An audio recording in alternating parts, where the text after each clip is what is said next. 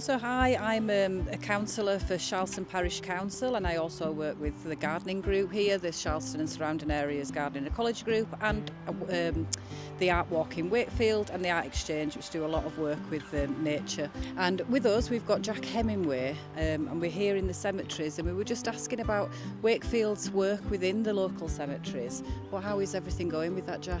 Thank you, Julie. Yeah, cemeteries are obviously a really sensitive and really important issue to us, and we want to make sure that people can be buried in the towns in which they grew up in, and that their families can have somewhere to come that's very peaceful, relaxing, well maintained, to bury and think about their loved ones with dignity. So what we're seeing in a lot of places now is cemeteries are beginning to fill up and reach capacity, and as that starts to happen, we look at sourcing alternative sites in the area to make sure that that provision is maintained in the future. Now at the moment, Pontefract and Wakefield are getting closer to that space than other areas. Like we're here in Charleston, there's still some capacity left here for a number of years now, but we want to make sure that our cemeteries are all kept to the highest possible standard and give people that guarantee that they'll be able to bury their loved ones in the towns in which they grew up. So it's really important to us. It's not just Wakefield District Council that run cemeteries, there are parish council cemeteries, there are cemeteries run by the church, like here where you've got a split with the diocese, and an older cemetery over there that the diocese tend to be responsible for.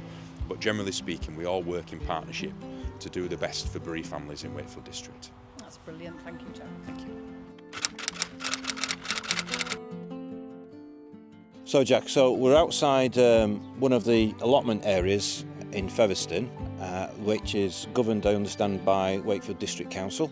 So some residents have been asking us about how they can get a plot and access to it, and I know there's various different ways they can do that. We really like people to take on allotments. They're really good for the local environment. It's great for people's physical and mental health to get out and do some gardening and look after a plot of land. There is huge demand for allotments across the district. There's a waiting list of several thousand people, and there's not as much capacity as we'd like, so we do try to create new allotments where we can, but we try and manage those existing sites we've got really sensitively and thoughtfully. And I'm sure if people want to come down for a taster day or anything like that, we can arrange that so they can come and see what keeping allotments like, what commitments required, and what are the sort of things that they can grow on there. And if people have any specific ideas that they'd like to see new allotments in a certain area, obviously there are financial requirements, but we're very happy to consider that.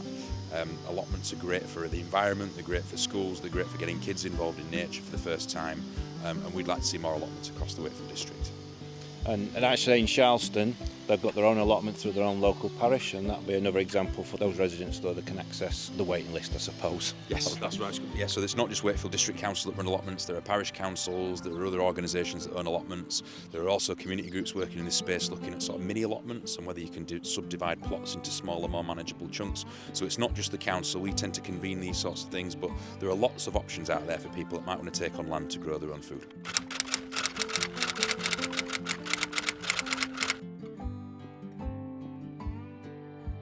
It's been lovely again to see you, Jack, and obviously we've both been doing quite a lot of work on nature recovery, and it's a long, slow and hard process, isn't it? So I'm very lucky that I'm going to be able to do another plant giveaway at our open day on the 17th of May at Charleston Parish Council. So there'll be lots of nice plants for people to try out free of charge, because nobody needs any extra expense in life at the minute. So how's things going with Wakefield Council and nature recovery? No, thank you, Julian. It's fantastic that the Charleston Gardening Group will continue to support stuff like that. It's really good to see community groups getting involved, so that the council is really clear in our commitment to nature recovery, both as a local council, both as part of West Yorkshire and indeed national targets. And some of the things that we've been doing locally are reducing the amount of pesticide that we use each year, so we're reducing that in gradual amounts to make sure that weeds don't get out of control, but to just support nature and the bees.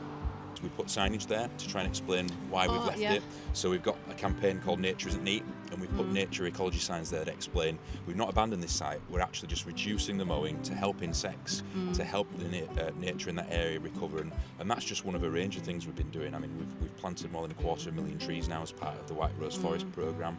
We've introduced biodiversity net gain, we've got our own in-house ecologists again as a council, we've been creating new ponds, new meadow areas in parks. So important, isn't it? Everybody forgets about the amphibians, whereas they're one of the most important food sources we can have, aren't they? Definitely. We need the community and residents to get on board as well. So how can people make the gardens more nature friendly?